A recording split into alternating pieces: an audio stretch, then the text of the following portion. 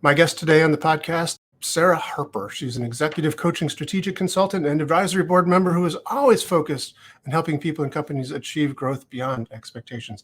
Starting in 2021, Sarah partnered with Rich Kuepper to develop Leading Human, a company which partners with organizations to create better performing teams through individual positive behavior change to drive measurable business results.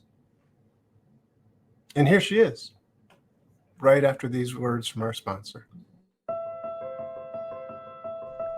You are listening to the Essential Coaching Skills Podcast, a show devoted to uncovering the systems and the secrets that set the best apart, where you learn how to take your coaching clients to the next level, while you grow the coaching practice of your dreams. So sit back and relax, or sit up and get excited. Either way, you might want to pay attention. This could be important.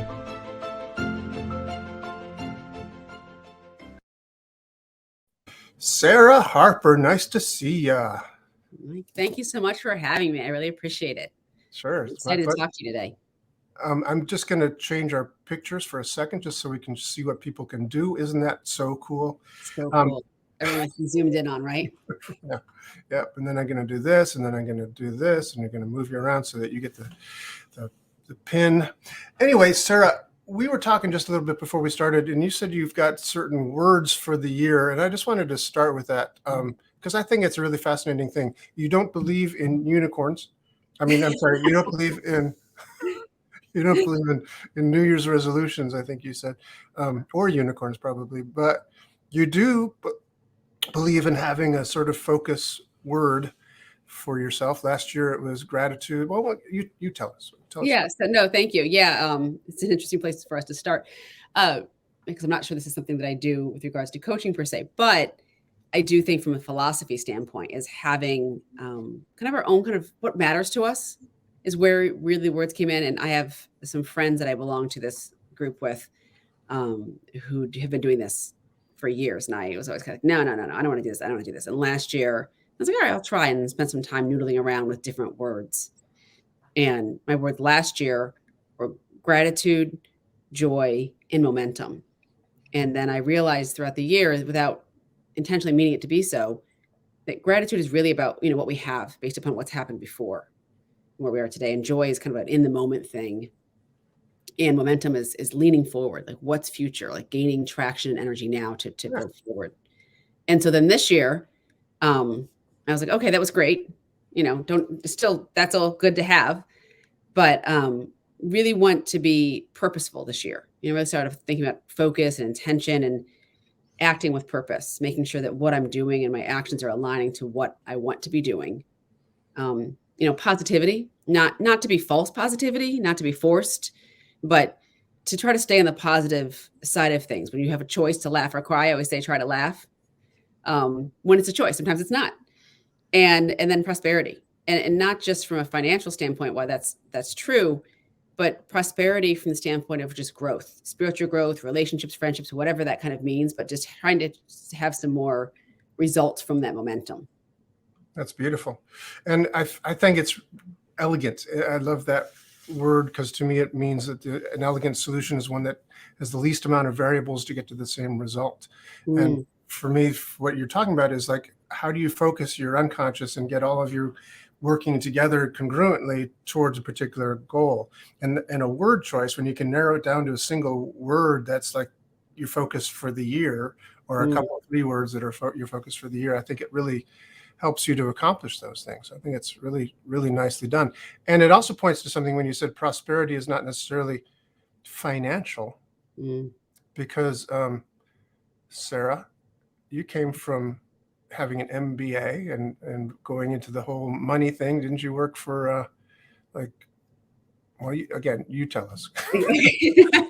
Yeah. I had worked for, Fidelity Investments back in, what was it, late 80s, early 90s. So equity research that owned the majority of public companies. They were incredibly kind of big and powerful. That's how I thought business worked.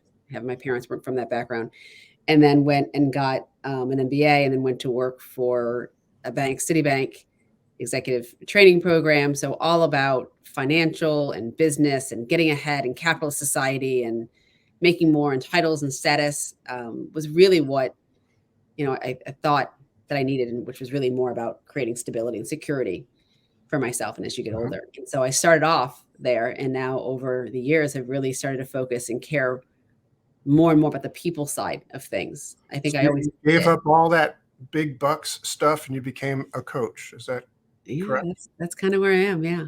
I still do some consulting and advising and things, but it's definitely a shift from the standpoint of priorities and what's important, and frankly, literally putting your money where your mouth is.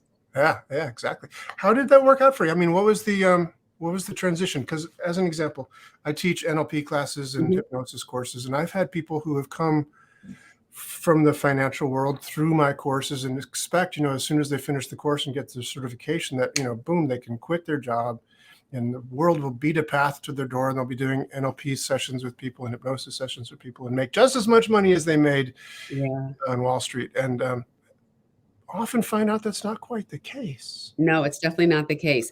I think that I don't know that it was a conscious choice. It was one of the questions I raised right out of the gate when I was talking to my executive coach, who I had got introduced to through my previous company, where the entire kind of executive team had been working with her. And, when we first started exploring this idea, I was like, one, can I be good at this? And two, can I make any money at this? Those are my first two questions to her when I was really exploring it, And the first one was, she said, you're already doing it.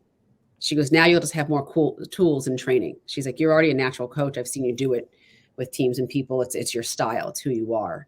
I said, well, thank you. That's very kind. And definitely love getting the coaching and training around it, right? To do it the right way, or one of the right ways.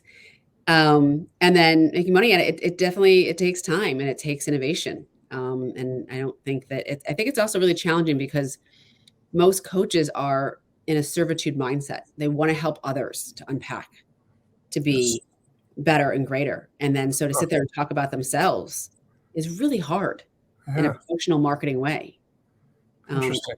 See it for myself and with others, right? It's just not a natural, usually instinctual way to go. And it's not about, I think, confidence or respect for what they do. It's the fact of it's an uncomfortable situation when you're trying to dedicate your life to helping others find their journey and their path forward.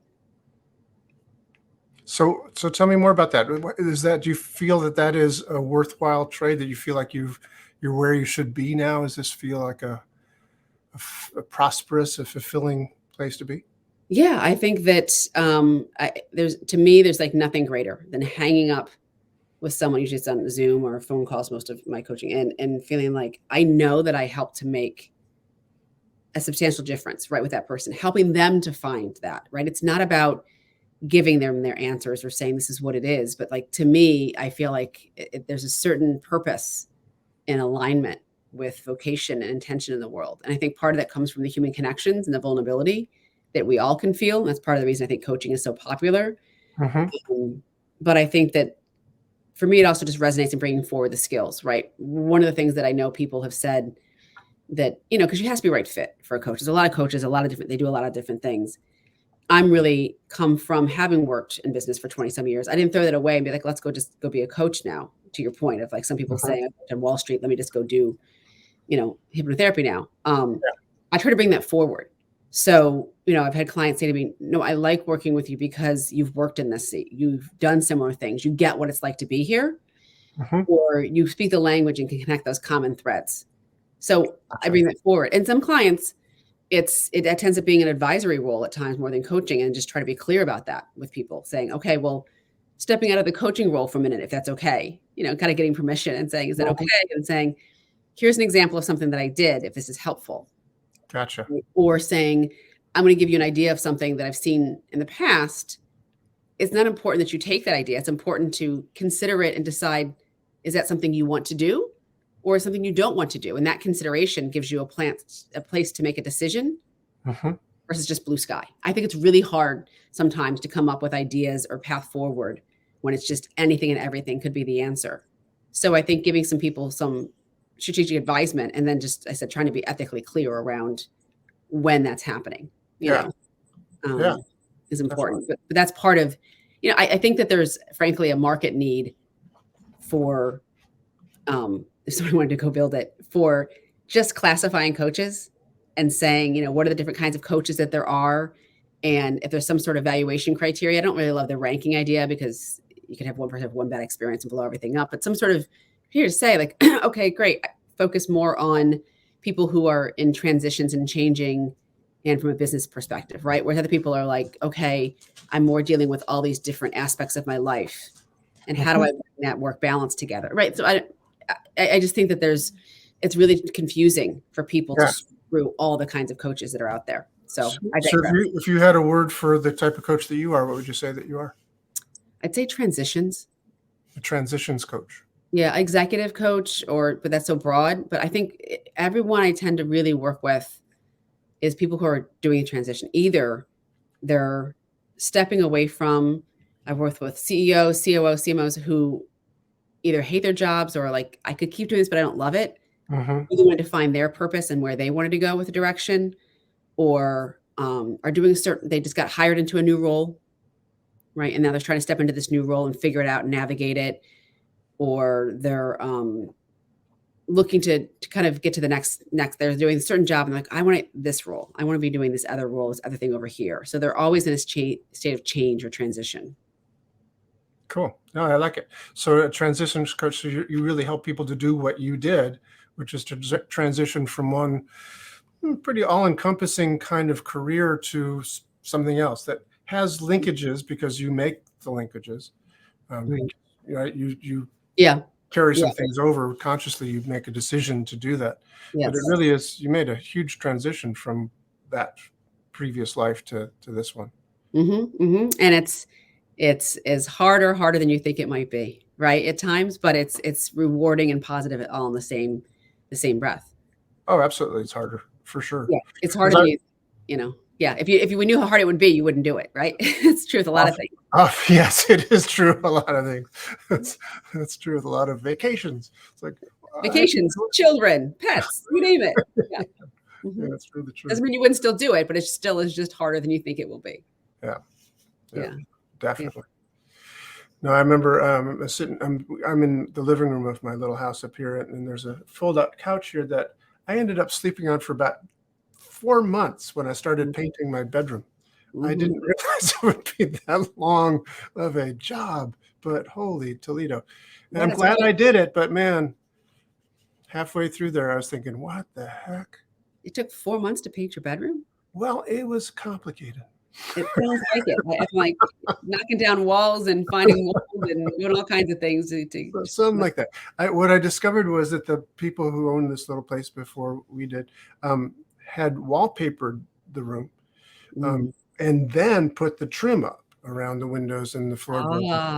So it wasn't easy to take that stuff down again. So it got complicated. That's just understood. Yeah. I might be exaggerating slightly when I say 4 months. Nevertheless, let's talk about you. You can talk about painting and wallpapering too. Yeah, that's always fun. It'd be a different title of the podcast, I think. That's probably true. But it would be about transitions. So there's about transitions. I do tend to paint a room or do something when I'm going through a transition, a major change. Oh, do you really? Yeah. I think there's something in over my life, I think it'll evolve to include more with regards to creativity, right? Finding this, I love the term create the space.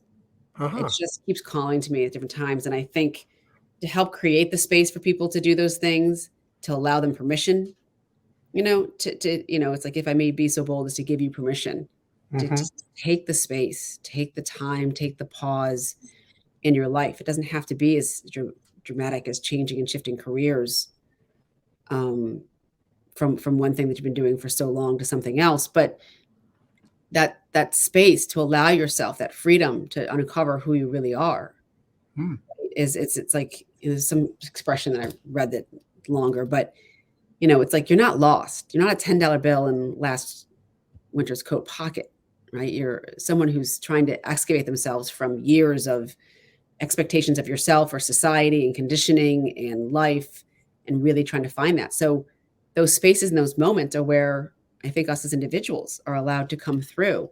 And so I think there's something to the creativity that comes through in that moment because it's so different for many of us, not for all of us, but for many of us who work in more the business side of things and strategic side of things, to have that real, true creativity.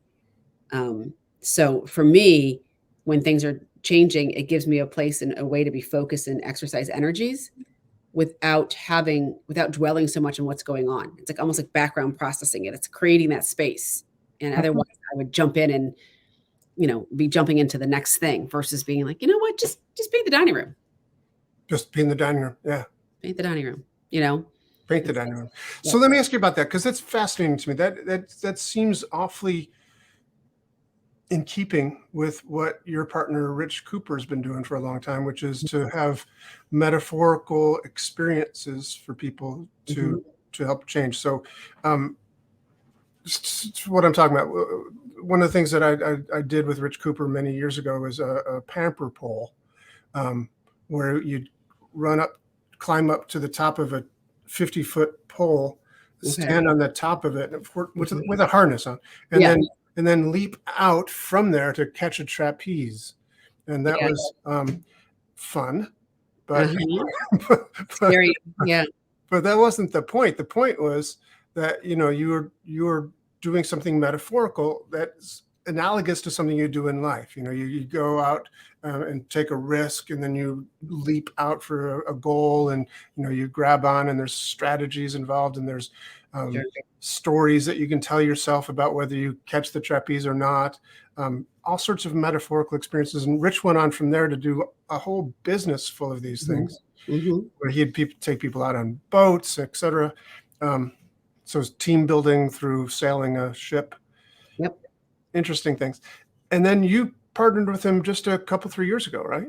Right. So Rich and I met through one of my coaching clients, who's CEO of an international technology company, knew Rich for a long time, who had also been a client, a friend of his company, Lead USA. And so she said, I think the two of you should meet. And because of COVID, and since Rich had been doing so many experiential type things, like you said, going on boats and sailing, or jumping off poles, or doing different board breaks and things like that, that he had to kind of reinvent his business, and really showed up for people in a way to create space for them there, right? And to create for supportive of health and wellness, in combination with the factor of he would do these high intense, workshops or sessions or things, and then walk away, and had always looked for an opportunity to say, how could we extend that?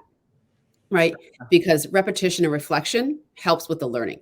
There's high emotion, high engagement intensity can cause some of the learning and transformation, but to have it really stick over time, you need to also do some of that change over time. And so he and I partnered together with regards to, coaching happens kind of over time. I've worked on building repeatable, scalable, profitable businesses.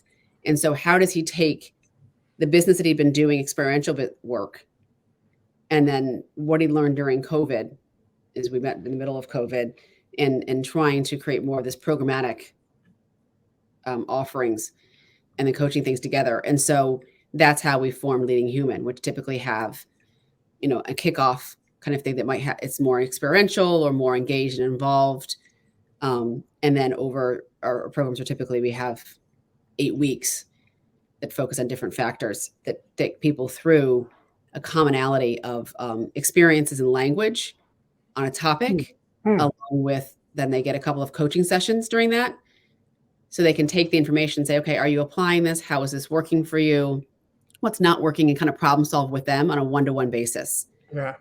Right. So one of the topics, for example, could be individual growth, right? So helping people to have individual growth, and how do they create the right mindset and the right culture to support that. And so we break those down into segments and have like a playbook for them, and do assessments, and they get individual daily coaching from them. From you personally? No, we have a system that we work with, a technology system that we deploy, that it's based on the assessments of the individual. So they get, pushed out to them every day, a tip about themselves, and they can get a tip about how best to work with another teammate. If they sync it with their calendars, they can go through that and look to see that it'll give those tips on someone they're meeting that day. Otherwise, it'll just be someone who's on your team, and it has additional resources you can go through. But I can also see, as like a coach, where they're sitting on that perspective, how it relates to the goal, right? We're trying to accomplish over those 8 weeks to help drive some of those behavior changes, and work with them to understand what's helpful or what's working, what's not. How is this showing up for them? How are they able to use this and leverage it? It's just that kind of a little bit more of like a daily support to help that repetition and reflection to drive that change. Well, that's great. So what does LEAD stand for? Does LEAD, you Lead USA, now it's Leading Human, your company? Right. So it's a combination of taking Lead USA from Rich's business and then saying, like, bringing in more of that human piece to it. Right. So it's keeping the lead from Lead USA. Right. And so for Leading Human, because everything LEAD, does it stand for something? Is it an acronym? It is an acronym that Rich can tell you exactly what it is. I forget what it is. Okay. I should know what it stands for because it's that's part of Lead USA that we didn't carry over, right? We kept to kind of make the continuity between Lead USA and Leading Human. Yeah. Because we put humanity into everything we do, right? I talked about using technology, right, for part of it, but it's still looked at and reviewed by a human. It's still engaged with from a human perspective. We don't think that the best way right now, people need more human connection. They need more reason to talk and be involved together. We've had clients say, I just love it because it's for us, it's a way for us to connect as humans and people, and not just on the practical and the work. It gives us some breathing room in our day and our week and coming together. So it's been really rewarding. I really enjoy the group part of that and working with the corporations. Cool. That's great. And, working with corporations is something that many of us say we would love to do because they've got the money. The corporations have money. So it's nice to be able to get into the corporate world like that. Do you have any advice for people who might want to take their coaching into the corporate world? Yeah. So I'd say macro and micro, which is a horrible thing, but that I'll tie back to a second. So macro, I'd say, is working with, and Rich and I have just been doing some more in the last 6 months or so, trial and error on this point too, but that's where I would offer technology as a friend to use, right? So looking at how do you leverage Google, LinkedIn, and those kind of things to do the macro to reach out to many people, because that's very much a numbers game, right? To reach out and talk to. And offering services, because it's really getting people at the right time when they need something. So there you can find somebody who's actively seeking and looking. And then from the micro perspective, I'd say is the one-on-ones, talking to people that following up, understanding what the business challenges are that they're having and how you might address it, and realizing where you will and where you can't, right? So there's a lot of respect for if you step in and say, no, that's not our area of expertise. That's not something that you'd really want to hire us or bring us into doing. That's nice. But if you're that creates some honesty, then it's like, okay, great. Then when it does make sense to step in. Right, exactly. Do you have other people that you'd say, that doesn't work for us, but here's another coaching organization you might recommend? Or yeah, we have a whole because with coaching, it's so, I don't know, you need so many at sometimes and sometimes not so much. So we have a whole roster of coaches that we work with. Okay. So for example, if you want to do DEI, we are not probably the right, we support it, we're on board with it, but we're not the experts with that, right? So we have other people that we would refer out to work with. What does DEI stand for? Diversity, equity, and inclusion. Oh yeah, of course. I knew that. Right. So we're not experts in that. There's plenty of people who are. And it's important to get right. And it's important, I think, to have the right leaders doing it and coaches. And so we're not going to look to me or Rich. Yeah. Wow. Gotcha. So that's very, very interesting. So you have a background in the corporate world. If somebody such as myself, who started off as a musician and went up through NLP and hypnosis, I think I worked in a corporation one day. Yeah. I painted the walls, I think, of one corporation one time. But if could I make a case to a corporation that even with the skill sets that I have from coaching, that I would be able to help a corporation work better? Yeah, no, it's a great question, right? Because it's something that in the outside, hard to always know. And I'd say absolutely yes. If anything, that's more of the advantage, right? So because so much of what they get is what they've already got. because they're looking at it through the lens of who they are. Whereas coming in from a different perspective and a different mindset. And I do think there's certain corporations are not open to this, but there's more openness than ever before. Companies are seeking and looking for, as AI comes in and is taking over many professions and jobs. So artificial intelligence, right? So as the computers are getting, which is really right now is still at the stage of machine learning, meaning that, machines are given information and they learn based on that information. And the learning is the building of data sets and algorithms. But back to the question, but it's like, they go through and do machine learning more so. They need people who are focused on asking questions, creativity, innovation, collaboration, right? So who can do those things frankly better than a musician? Who you have to have creativity, what you're doing, innovation, how you're getting it done, collaboration with other musicians, right? But because you're still following music sometimes, and sometimes you're creating your own. It depends on what kind of musician you are. So I think having that external perspective really helps. I know that when I was in the seat or I was buying these more kinds of things, we bought and worked with a company that tried to teach storytelling, helping people to better understand how to tell stories. And they were, Broadway actors that came and taught the courses in New York City. So, definitely think there's a huge openness to that. I do think that it's the right audience, though, just like anything else. That's really good. It's funny. I'm soon on this podcast, I will have as a guest a guy named Robert McKee, who is famous for storytelling.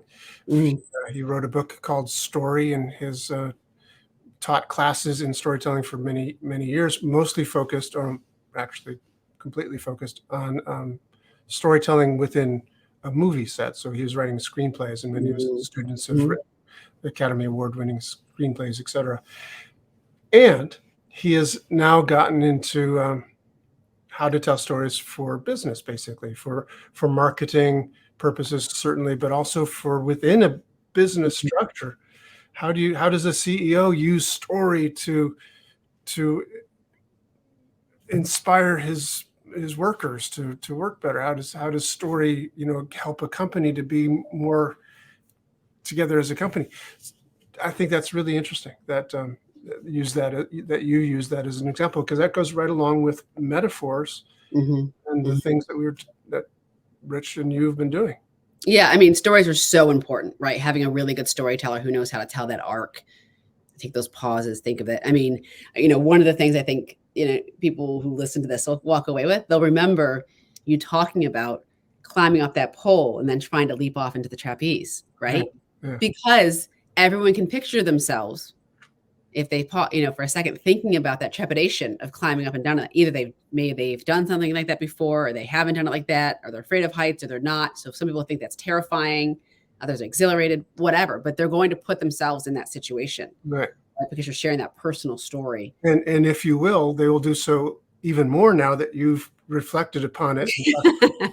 Repetition and reflection is key. It is key. It really is key. No, I know. Yep.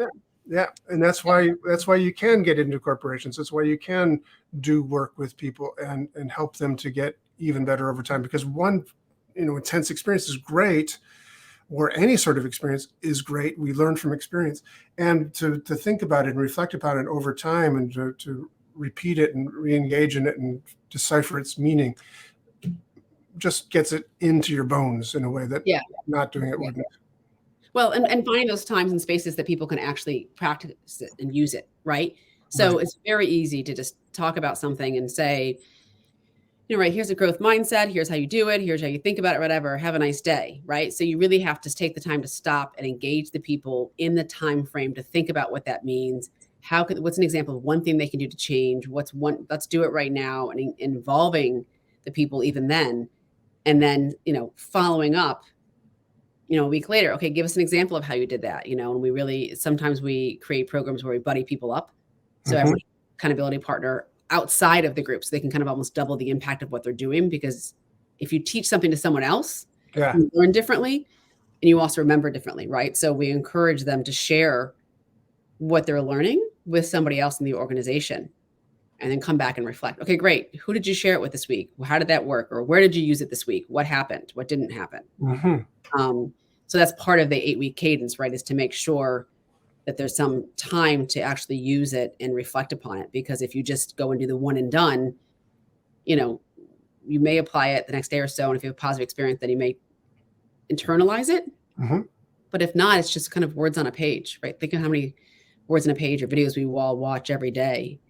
It has to be personalized and ingrained in yourself, which That's also very true. include the coaching, right? So then Yeah. sitting there with someone and really having that accountability, but also they're allowed to be vulnerable because it's one-on-one. They don't have to try to show that transparency and vulnerability in front of a whole team of people to say, oh, we focus on recognition. Like I didn't give any recognition. I don't know how to start that conversation. I don't know how to ask people about that. Mm. Right. Wow. But they're not going to say that in front of a group of people because they don't want to seem incompetent or unable. That's brilliant. Do you work with a lot of individuals? Do you do coaching outside of the corporate world? I do. I have like a roster of coaches that I work with. I mean, clients that I work with. Yeah, I call them coaches too, but yeah, I'm the coach.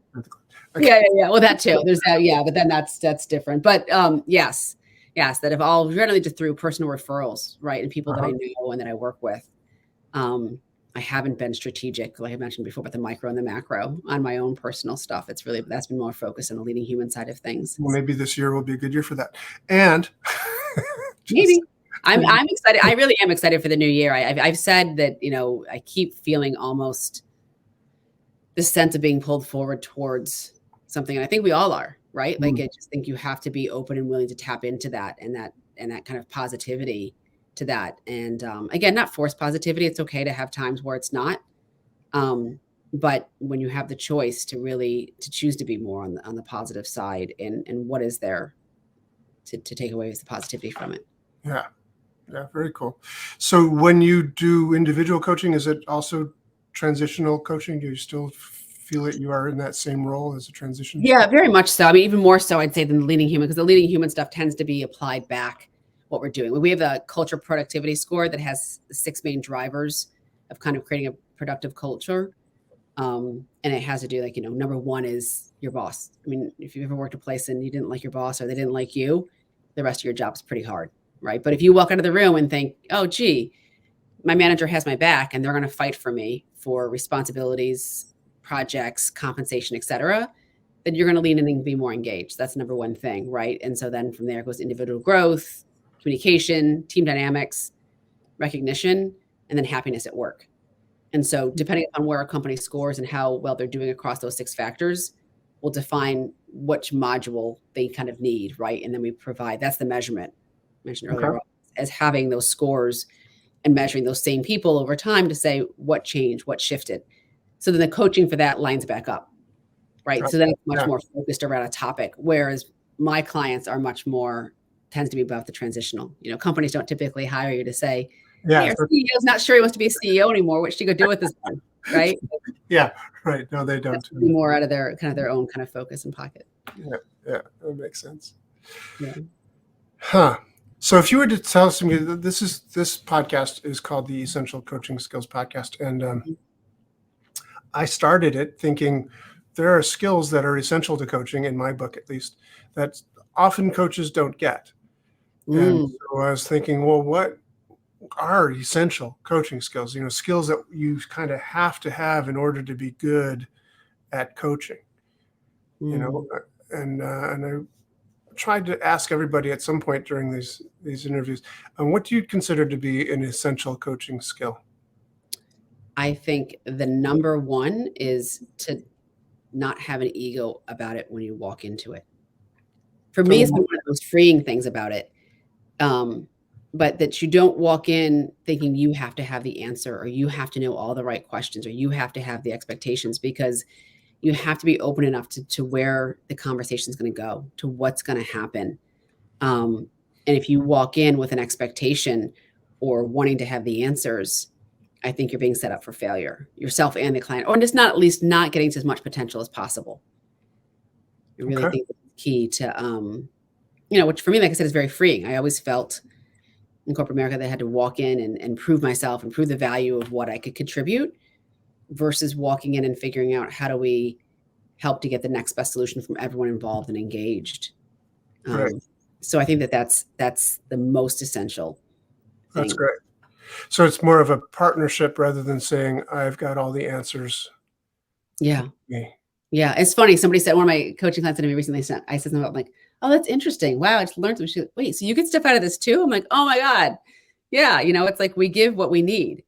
Yeah, I love doing coaching because I learned so much. I learned how different people's lives. I mean, I love reading any book that'll walk me through a life I'll never get to live, right? Like, Mm, so read a book from World War II that's an interesting thing, or something from like the Middle East and growing up what it's like there, because I would just, that's not an experience. I might visit there, but not that time, not that person or place, right? So coaching for me and very much does that same thing. You get to have, I feel very honored that people will let me go alongside with them in the journey to getting to wherever it is they're going next, and because I think it's very hard as an individual to think of the questions, answer the questions, and think of the next question, right? Because you're so vested in it. But if you mhm. have who's coming from the outside, who doesn't have an ego to have to be like, oh, I have the right answer, or I'm going to get you this brilliant solution, but to really just show up with full intention and full presence Yeah. and listen and then ask the questions, I think is, the greatest gift we can give someone is our time. So to show up for someone fully and give our time is rewarding. And I thank you for giving me the time today. Well, Awesome. thank you Minutes, for giving me your minutes. time. And I think that's a brilliant answer. I think that is really, in my mind at least, truly what coaching is different from consulting, as an example. If Mhm, you're a consultant, you better have the answers. They are paying you to have those answers. So mhm, when you walk in there, you better be like the guy or whatever. mhm. But coaching is a different thing. You're not a consultant when you're a coach. Right. You're a co-player, if you will, or you're a co-creator with Mhm, with your with your client.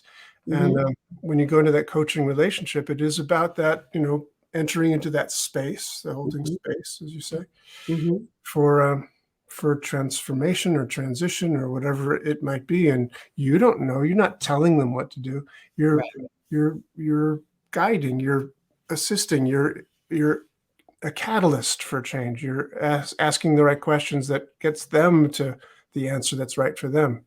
Yeah, yeah, and I do think that having some sort of coaching training, there's exceptions, but in general, I think it's helpful because it helps you to Yeah. create that space to ask those questions, to think what the questions are, or to have a toolkit. Like there's a great core value outcome exercise that helps people get to what's the core or drive people who spin and have like a negative cycle of anxiety sometimes. We've dealt with this with hypnotherapy is you can go through and if they really start to unpack it and keep asking themselves what's at the core of it, what's really there driving Mhm. kind of negative outward behavior, it's ultimately for everyone gets to the same thing. It's either they call it different stuff, but it's the same thing. It's peace or love or calm. It's the center goal that they're Yeah, trying to seek as a human, sure. but it's gotten wrapped up in these other cycles of negativity. And so once you help them understand what's at the core and they are able to bring that back to every stage and level, it can literally dissipate in the course of like an hour because you're Sure. not trying to change the behavior of the person to get them to stop thinking that way or acting that way. You're getting to what is the core that's driving them to feel that way. And so Absolutely. that anyways, but that's an example of a skill or something that was taught during coaching training that I found incredibly beneficial that I would not know of how to do on my own. That is just asking a series of questions. And that does have a guide, but that's when somebody says, oh, I want to do this. And I set up a separate session to do just that. Mhm, mhm. Cool. Yeah. No, there's those exact same sorts of processes in neurolinguistic programming. Connie Ray Andreas created one called core transformation, Mhm, which is mhm, exactly that. And yes, when people get down into that core, it's basically the same thing mhm, with different names. Some mhm, people call it, universal consciousness. Some people might call mhm. it, God source, or might people call it the universe, or Yeah, um, you know, but it seems to be that same core space, and different traditions get into how to get there for different ways. But ultimately, it does seem to be universal that everyone wants to get there, and that is the thing that we share by, yeah, by yeah. different names, but we can help get there. Yeah, Um, I mean, but how great, I mean, how amazing is that? I mean, you just stop and think about that, right? Like think of all the conflict that we have with individual people and in the yeah, world. That at I the end know. of the day, if you just take a pause and to take every person and have them be seen and heard enough, they'll get to this place, right? Yeah, I no, mean, there may be some exceptions, but in general, that we will. And so, it's that idea that that's really the motivation behind things. Yeah, for sure. And for me, again, in the world of NLP, one of the basic presuppositions of NLP is that every behavior has a positive intention. Mm-hmm. You know, like you said, it doesn't have to be airy-fairy, cutesy wootsy positivity, but it's a positive intention. Right. You know, Right. and it's usually to get somewhere closer to that core space. Yeah. Yeah. I mean, it doesn't mean we can have bad behaviors to get there. Yeah, absolutely. We're acting out of fear, right? Right, Like when you right, stop right. and you lean back and figure out how do you approach it from a more positive, love, peaceful core place. Right. Look, I'm not pretending I do it all the time either, right? I'm not saying that I just walk around in this ray of sunshine and peace and core, but it's helpful then to have those tools to know that you can go there and that it does exist. Yeah. And the more you practice getting there, the more often you can. But yeah, clearly, you know, somebody once said, I think it was even somebody like Mahatma Gandhi said, if you want to test how evolved you are, go spend a weekend with your mother. Yeah. For some mother-in-law, right? Mother-in-law too, right? Exactly. Yeah. It's like, oh gosh. That's why I think we've just gone through the holidays.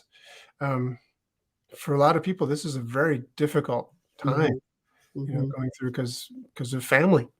You know, we love them to death, but you know, it brings out some of our old stuff that isn't necessarily the most evolved stuff that we've got. Yeah, I heard somebody once say, your family knows how to push your buttons because they installed them. Yeah, that's good. Right? That's good. Yeah. Well, thank you so much for taking the time to be with us today, Sarah. Thank you. I really appreciate it. I'm really honored that you had me. Thank you.